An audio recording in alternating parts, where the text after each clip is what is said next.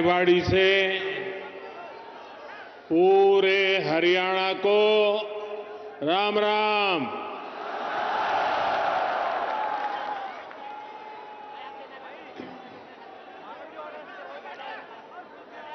मैं जब भी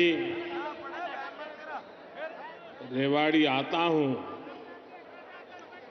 तो कितनी ही पुरानी यादें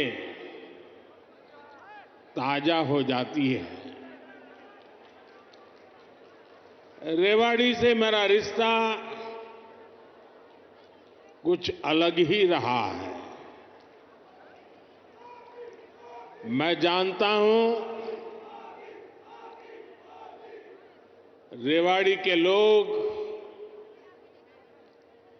मोदी को बहुत ज्यादा प्यार करते हैं।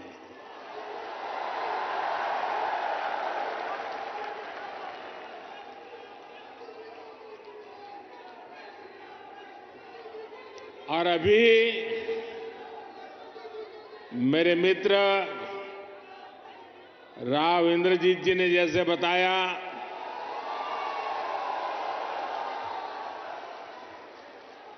मुख्यमंत्री मनोहर लाल जी ने जैसे बताया कि मैं 2013 में जब भारतीय जनता पार्टी ने मुझे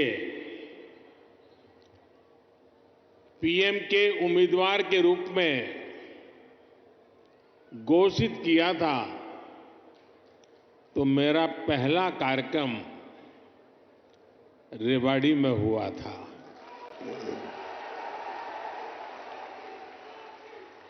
और उस समय रेवाड़ी ने 272 पार का आशीर्वाद दिया था और आपका वो आशीर्वाद सिद्धि बन गया।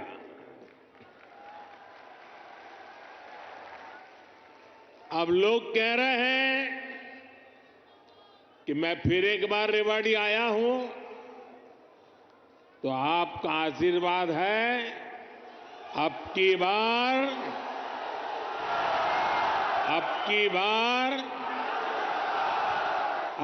बार एनडीए सरकार 400 पार।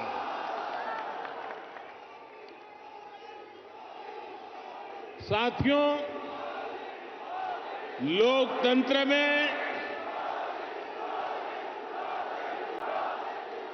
सीटों का महत्व तो है ही, लेकिन मेरे लिए उसके साथ साथ जनता जनार्दन का आशीर्वाद ये मेरे लिए बहुत बड़ी पूंजी है।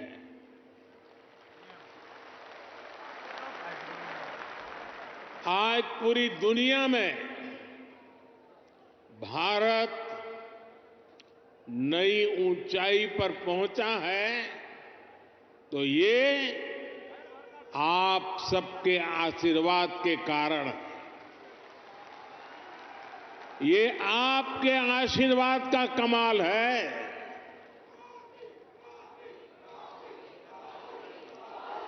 मैं कल ही 2 देशों की यात्रा के बाद देर रात हिंदुस्तान लौटा हूं। यूएई और कतर में जिस प्रकार का आज भारत को सम्मान मिलता है, हर कोने से भारत को शुभकामनाएं मिलती हैं, वो सम्मान सिर्फ मोदी का नहीं है, वो सम्मान हर भारतीय का है, आप सबका है।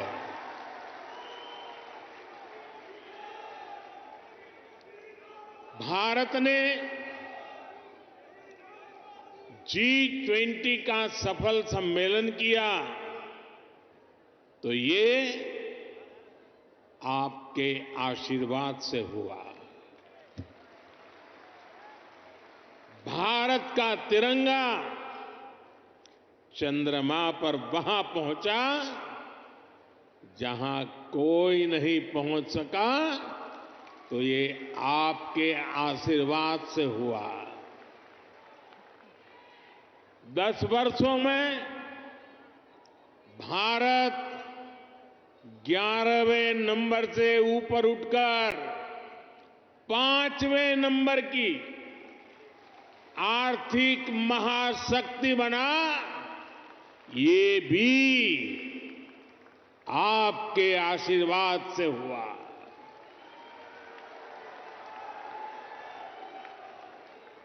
और अब मुझे अपने तीसरे टर्म में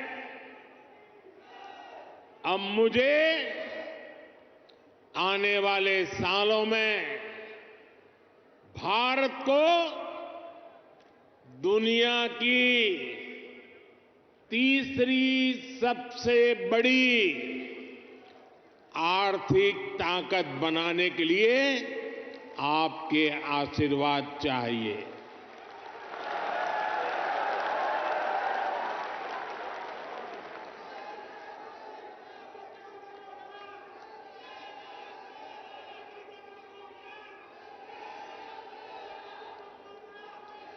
हरियाणा के मेरे भाई और बहनों, विकसित भारत बनाने के लिए हरियाणा का विकसित होना भी बहुत जरूरी है। और हरियाणा तभी विकसित होगा जब यहां आधुनिक सड़कें बनेगी। हरियाणा तभी विकसित होगा जब यहां रेलवे का आधुनिक नेटवर्क होगा।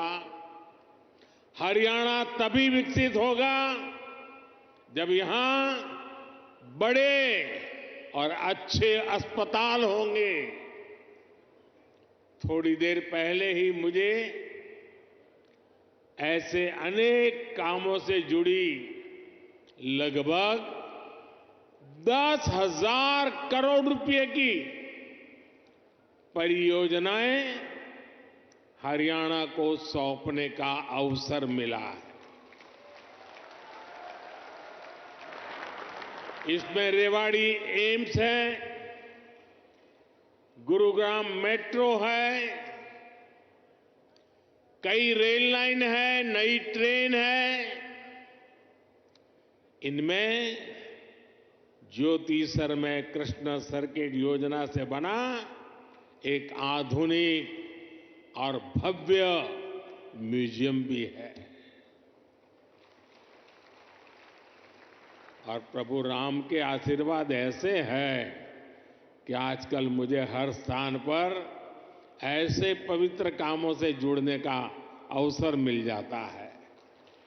ये राम जी की कृपा है। ये म्यूजियम भगवान श्री कृष्ण के गीता संदेश और इस पावन धरा की भूमिका से दुनिया को परिचित कराएगा। मैं रेवाड़ी सहित पूरे हरियाणा के लोगों को इन सुविधाओं के लिए बहुत बहुत बधाई देता हूं। भाई और बहनों, आजकल देश और दुनिया में मोदी की गारंटी की बहुत चर्चा है।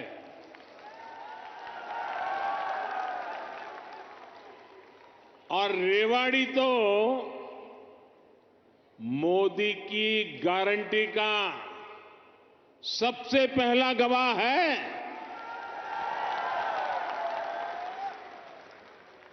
यहां पीएम पद के उम्मीदवार के रूप में मैंने देश को कुछ गारंटियां दी थी। देश की इच्छा थी कि दुनिया में भारत की साख बढ़े, ये हमने करके दिखाया। देश की इच्छा थी कि अयोध्या में प्रभु राम का भव्य मंदिर का निर्माण हो। आज पूरा देश भव्य राम मंदिर में विराजे रामलला के दर्शन कर रहा है। और तो और कांग्रेस के लोग, जो लोग हमारे भगवान राम को काल्पनिक बताते थे, जो कभी नहीं चाहते थे कि अयोध्या में प्रभु राम का मंदिर बने, वो भी अब जय सिया राम बोलने लगे हैं।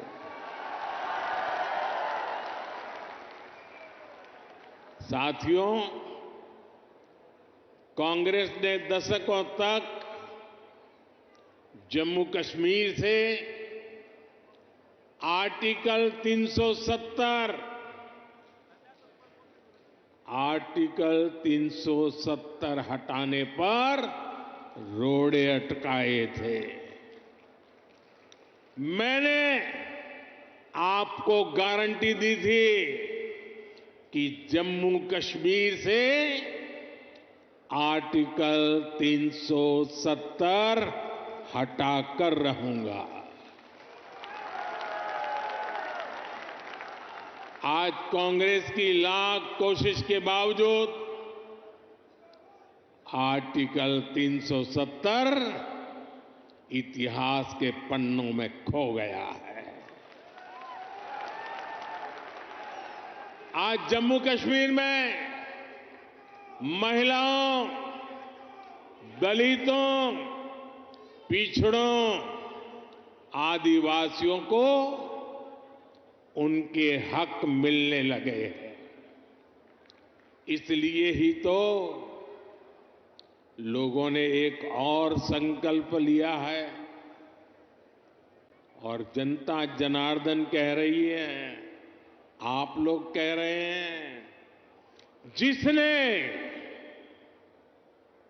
370 हटाया, जिसने 370 हटाया, उस बीजेपी का टीका 370 सीटों से होगा।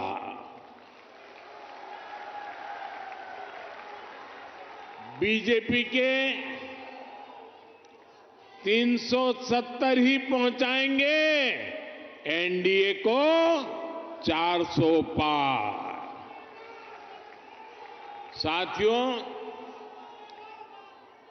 यहीं रेवाड़ी में मैंने पूर्व सैनिकों को वन रैंक वन पेंशन लागू करने की गारंटी दी थी।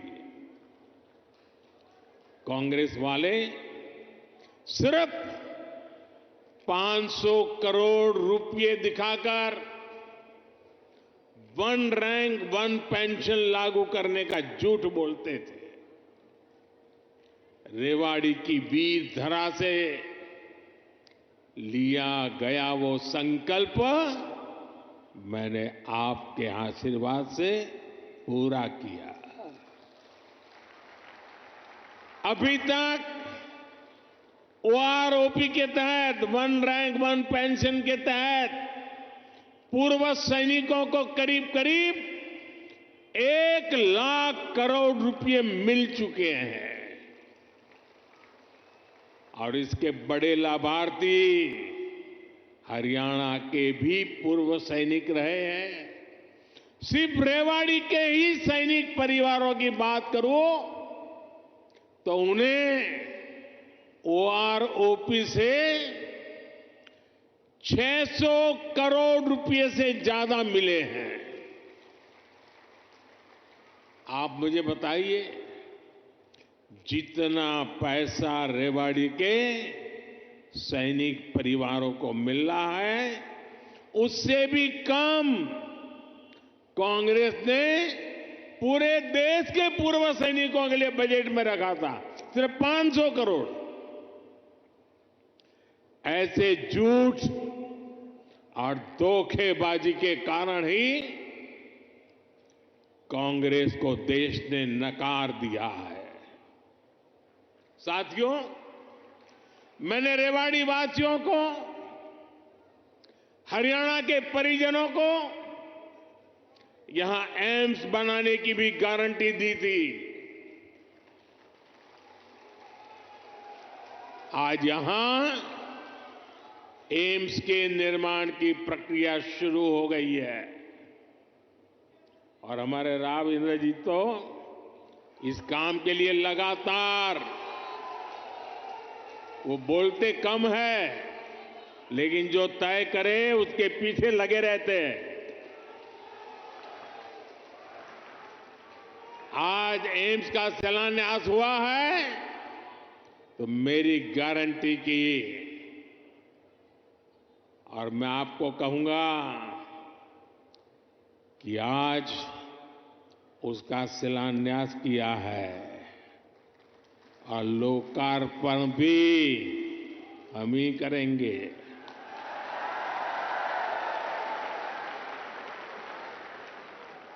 और इससे आपको बेहतर इलाज भी मिलेगा, युवाओं को डॉक्टर बनने का अवसर भी मिलेगा